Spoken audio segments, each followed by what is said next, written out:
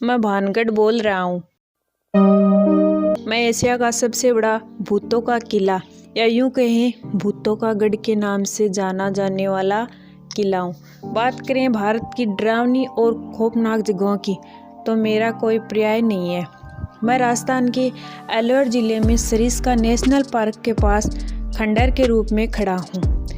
मेरे बारे में भारत सरकार ने भी विशेष चेतावनी दे रखी है कि सूर्योदय से पहले और सूर्यास्त के बाद यहाँ कोई नहीं रुकेगा।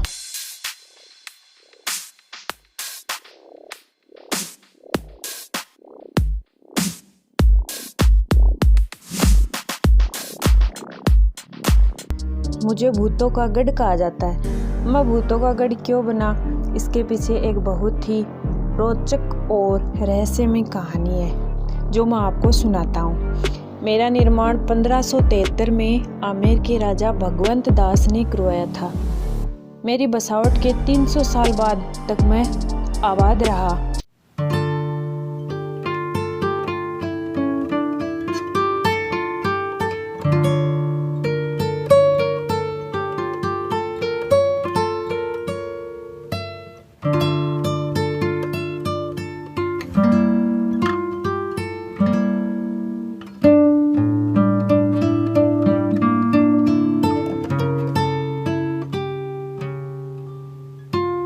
सोलहवीं शताब्दी में राजा सवाई मान सिंह के छोटे भाई माधो सिंह ने मेरे अंदर अपना निवास स्थान बनाया और यहाँ हंसी खुशी का माहौल रहने लगा और लोग अपना जीवन यापन करने लगे।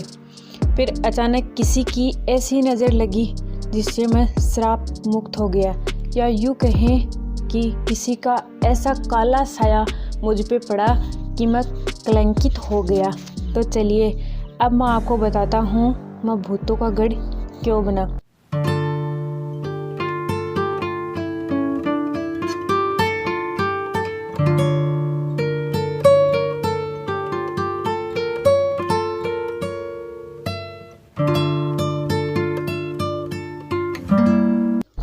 मेरे यहाँ एक राजकुमारी थी जिसका नाम था रत्नावती, जो बहुत ही खूबसूरत थी। उसमें राजकुमारी की खूबसूरती की चर्चा पूरे राज्य में फैली हुई थी।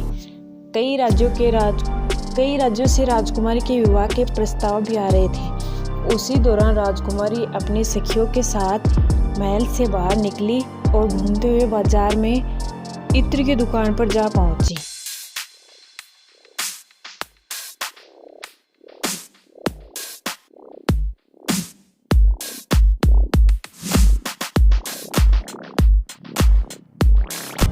और इत्र को हाथ में लेकर उसकी खुशबू सूंघ रही थी। उसी समय दुकान से कुछ दूरी पर ही एक सिंधु सेवड़ा नामक तांत्रिक खड़ा राजकुमारी को निहार रहा था।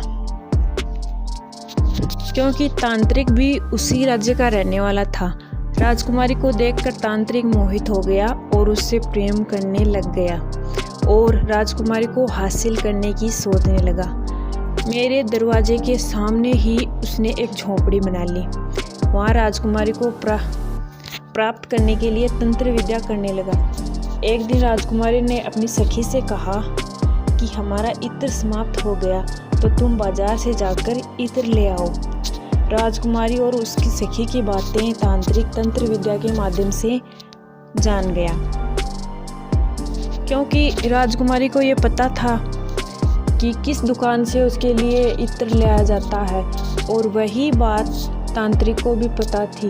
इसलिए तांत्रिक ने उस दुकान से इत्र की एक बोतल ली और उस पे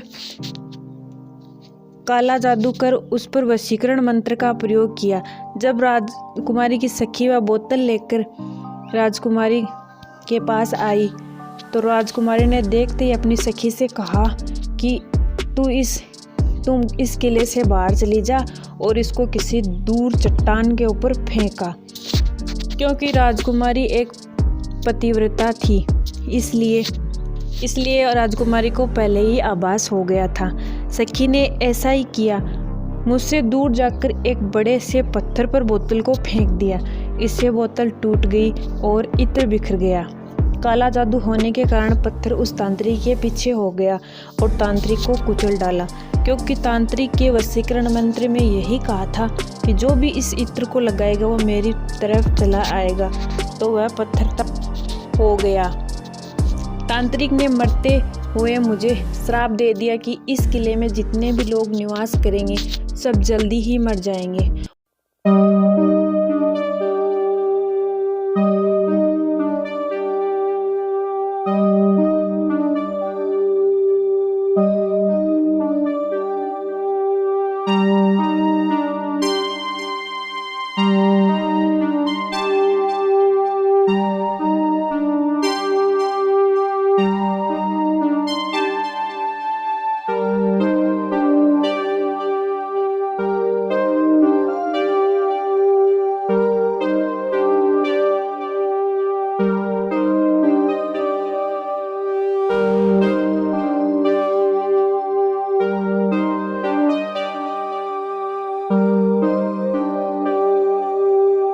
और दोबारा जन्म भी नहीं लेंगे, आत्मा के रूप में यही भटकेंगे।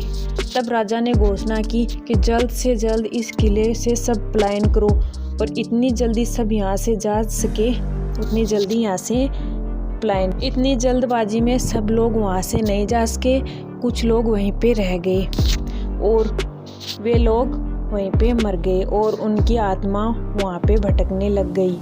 मुझे उनकी चीख पुकार सुनाई देती है तो मुझे बहुत दर्द होता है और मैं ये सोचता हूँ कि कब इनको मुक्ति मिलेगी।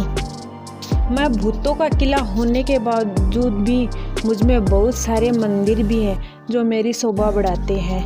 वे मंदिर आज भी वैसे के वैसे हैं जैसे उनका निर्माण हुआ था तब थे। मेरे अंदर भगवान सोमेश्वर गोपीनाथ मंदिर, मंगला देवी का मंदिर और केशव राय जी के मंदिर हैं जो लोगों को अपनी ओर आकर्षित करते हैं। इन मंदिरों की नक्काशी बहुत ही खूबसूरत है जो मुझे भी बहुत ही खूबसूरत और भव्य दिखाती है। यद्यपि मैं आज खंडर के रूप में टूटा फूटा हूँ, अपनी कहानी बयां कर रहा हूँ, लेकिन कुछ समय पहले मैं बहुत ही खूबसूरत था। मुझ में बहुत सारे महल थे जो आज खंडर के रूप में हो गए हैं, परंतु मेरा भी अपना इतिहास रहा है। तो एक बार आप सभी मुझसे मिलने अवश्य आएगा और मेरी दुख भरी कहानी को ज़रूर सुनिएगा व देखिएगा। धन्यवाद।